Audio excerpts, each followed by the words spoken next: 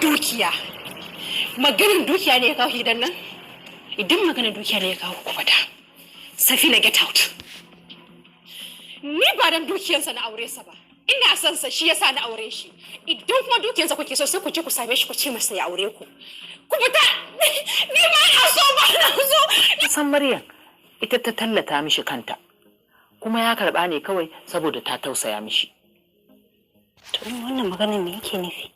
Yana nufin har yanzu zaki iya kwace goruba a hannu.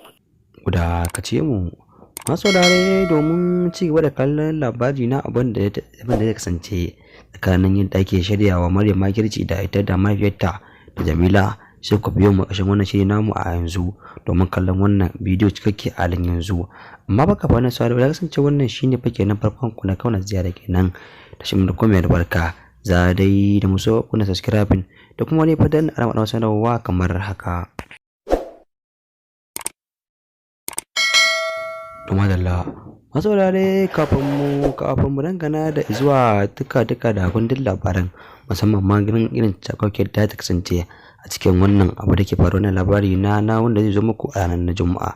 Tabbas fa sai ya zama tsab domin ganin yadda ta kaya da mu yanzu, ganin yadda za ku ga yadda Al-Amin yake kokarin zuciwa inda bai samu Maryam ba, da kuma ganin yadda Jamila ita da mahaifiyarta suke yadawa Maryam wato dai irin wannan abubuwan da ake cewa wato dai da mace aminci, yayin da dai suke nan suna dai ta kokarin ganin yadda za su kwace bin sana da yadda Maryam ita kuma abin ko a jikinta ta ce yanzu dai ba ta da Al-Amin ba, domin tabbas fa shi da ta aure shi fa ba mai kuɗi bane ba.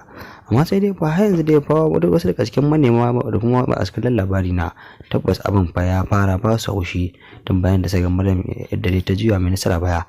Abin ya mutukar kona mutane rai musamman ma al'ummar da suke kallon labari na a kowane lokaci, yayin da wasu suke bayar cewa tabbas idan fa Maryam bata ci gaba da zama mai nasara ba to tabbas fa wasu ma za su iya daina kallon shirin na labari.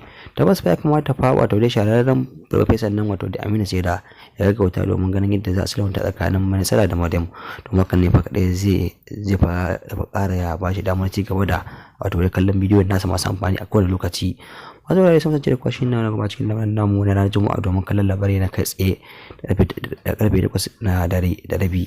Masu saurare mutai lafiya sai da barka da amin sun amin. Kuma saurare amma dai da fatan